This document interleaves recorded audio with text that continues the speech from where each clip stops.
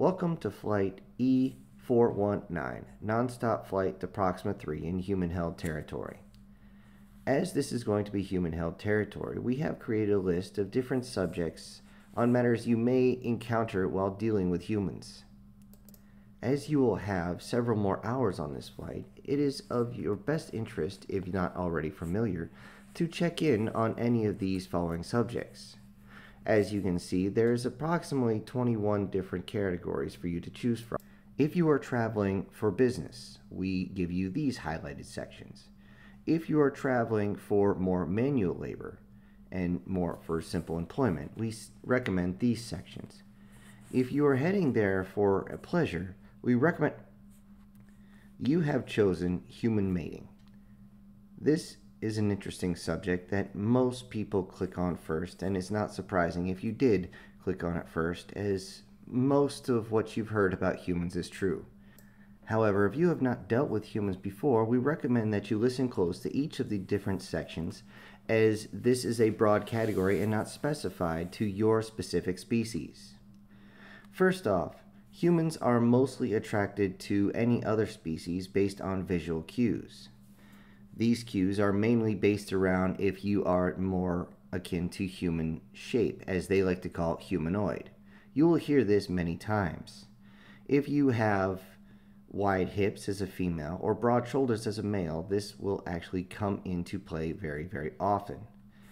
The species that should be most familiar with this are the Ishgreen, the Marshkins, the Puazé, and the Kregal.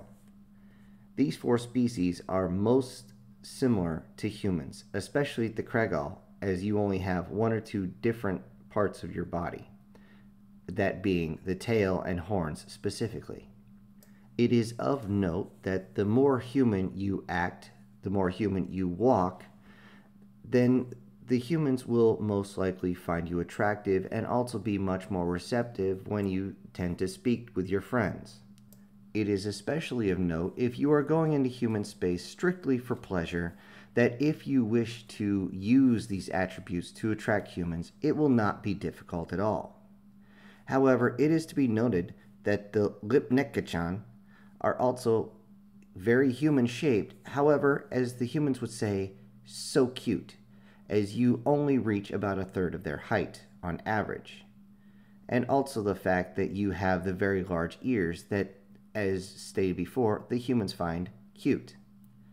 It is also noted that this will lead to several problems, as the smaller size tends to cause physical damage when mating with humans. Humans can, not always will, but can get several times aggressive, especially when you entice them in many ways. As far as the Felfenelkadas, being as you are anywhere from 20 to 30 times their height, it is noted that humans will get very interested in this. Humans have this strange attraction to height, and it is still unknown why this is.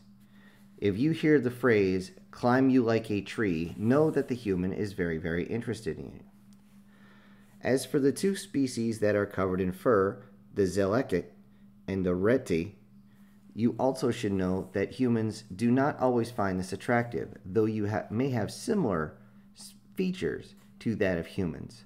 Very few are actually interested in a species that is completely covered in fur. Though there are some humans, a very small subsect of which will be very attractive to the fact that you have fur, most humans, especially children, will like the fact that you feel, as they say, very soft and fluffy. It is noted also that human hair care products will also help with your mane, very much to the point that humans will find you uncontrollably soft and will want to pet you many, many times. Just assure the humans that you do not wish to be petted, and they will back off. If they do not, you are free and clear to use any means necessary if you do not feel comfortable. Moving on to the next section is smell. Humans are fairly obsessed with good hygiene and have a rather interesting sensory organ for that of smell. They may not be as good at smelling as the Reti, however, they do have a very strong aversion to anyone who has a very pungent aroma. That being said, not all species have that strong aroma. The only ones that have an issue with strong aroma is the ishkrin, which you put off a very strong aroma when you are scared, and the puazi, who have an issue with human smells, as it will give off the same exact aroma as your species going into heat and or rut. It is also of note that when a human is under extreme amounts of stress, as in fear, they secrete a smell that for most species is, for lack of a better term, gross. This is not to be taken personally at all, as many species will make humans nervous the first time they meet them. Also, it is noted that when humans are going to mate for the first time, they are extremely nervous and extremely stressed out. If you are going to be their first time mating, or first time mating your particular species, do not be surprised if they give off this particular aroma. The next section is sound. It is very difficult to find a sound that humans will not find enjoyable. If you do not understand, simply open the file that says death metal and you will understand that this is music to many humans. However, for many species, this sound is unbelievably difficult to hear without screaming in pain. If you are to actually mate with a human, do not be surprised if they do or do not make a lot of sounds. They are very unique in this aspect, very much so, as some will not even let out a whisper, and others will, as the humans say, damn near shatter the windows. It has been noted that a few different species, in particular the Marchin and the Reti, are known to actually howl and scream with a sound so loud that many humans will actually stop the act of mating and break away, as their eardrums have actually begun to rupture. If either of those species is you, please refrain from using extremely high scream pitch noises while you're actually in the course of mating. The next section is touch, and we have, in lack of better terms, have touched on this before, as those with fur have been known to be caressed by random personnel, random humans, and especially young children, as they have this strange interest in soft and fluffy things. Note that many of their bedding will be also soft and fluffy. For those that have skin or scale, the smoother you are, the better off you are. The carego should be noted that even though you have scale, as long as you keep it well manicured and clean, it will be smooth to the human touch, and they will have no difficulty with this at all. It does not matter if you have the, as they put it, the head of a dragon. For the rest of the species, if you are one of them, with skin and not any scale or fur, note that humans prefer this above everything else. Reason being is the closest to the standard human analog. It is noted that many other species, when outside human space, only mate with their own kind for this very reason. On to the next section, which is human taste. Humans perform this act called kissing. Kissing is where they place their oral receptor upon yours. Many times they will stick out their taste receptor and put it into your mouth. To humans, this is a pleasurable experience. So do not be surprised. It is not as though the human is trying to bite you. Far from it.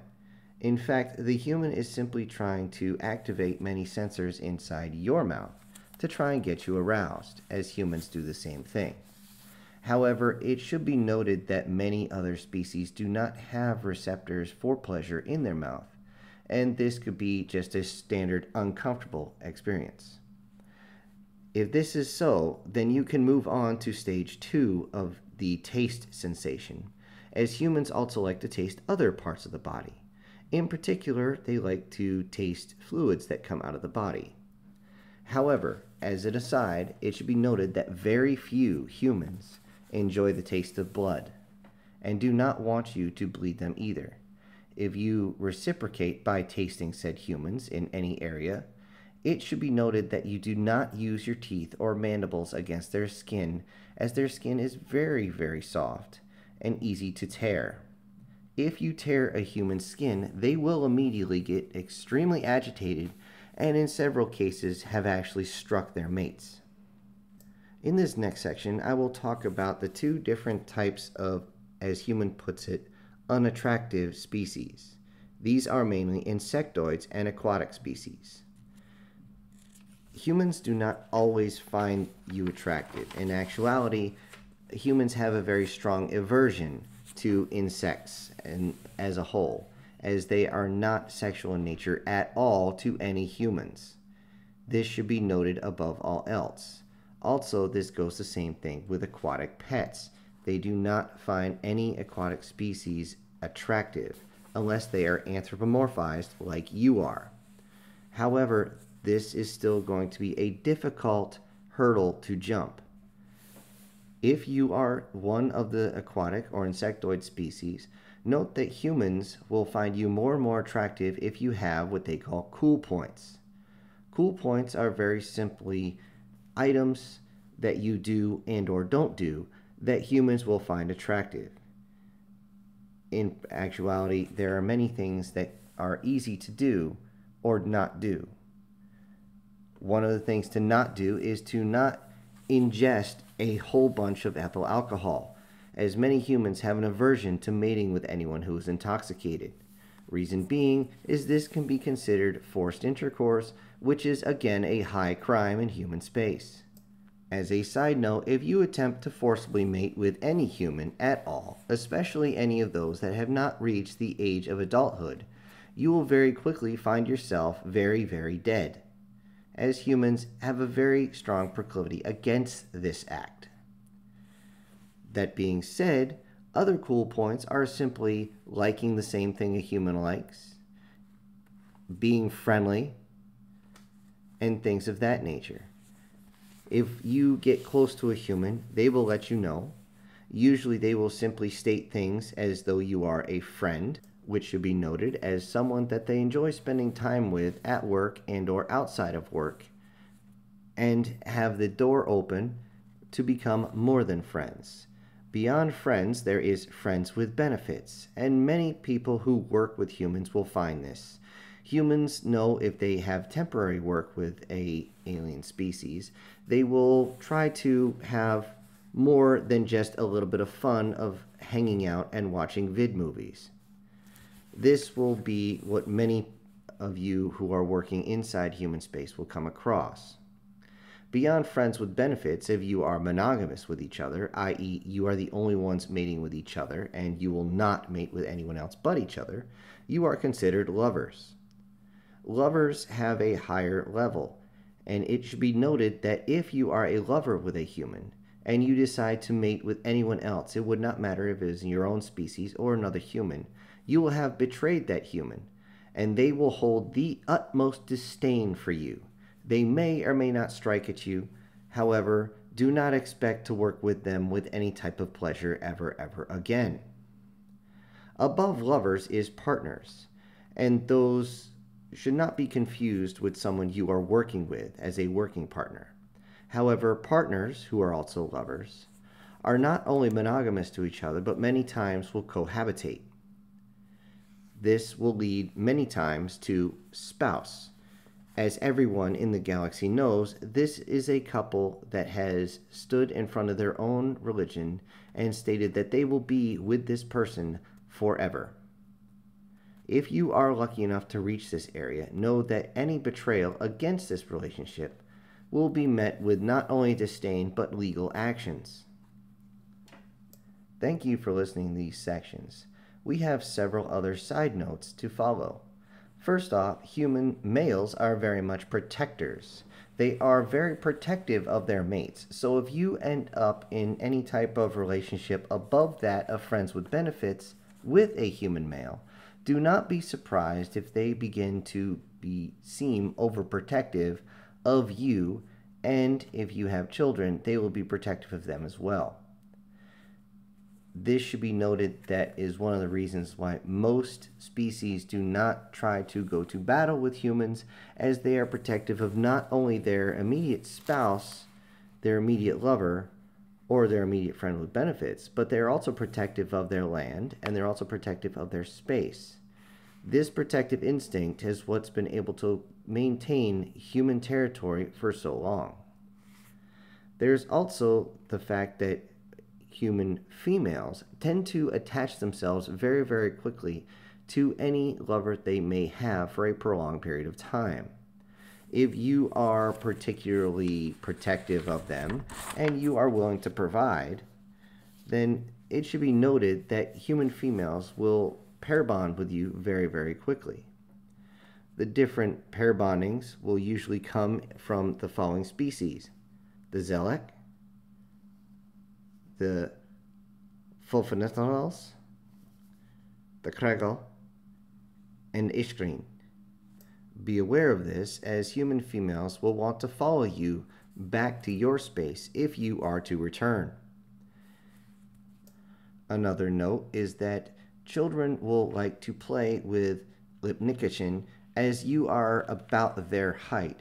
Do not be surprised that they will be interested in hanging around with you and playing games, but note that they have not developed sexually yet. It is of high note that you understand this, and understand that many of the adolescent males in particular in the human species might get a little handsy. Simply swat them away and you will be fine. We hope you enjoyed this short lecture on human mating. We also hope you enjoy your time with the humans, as they will, as the rest of the universe says, they will fuck anything. For any additional information, feel free to click on the following file labeled Rule 34. Note that many of the images may be disturbing to some. However, if you are entering human space strictly for pleasure, do not be surprised that anything disturbing that you see on the images you end up experiencing in person. Thank you again for your time, and we will be happy to serve you again on your return flight home from human-held space. Are you freaking kidding? Who the hell would fuck a human? Are you serious? Are they really that good? No, seriously. Like, you've been to human space, right? You did. How was it? No kidding. Huh. Really, they did that. Oh, wow. Huh. Maybe I should book a... Oh, shit, I left the recorder on.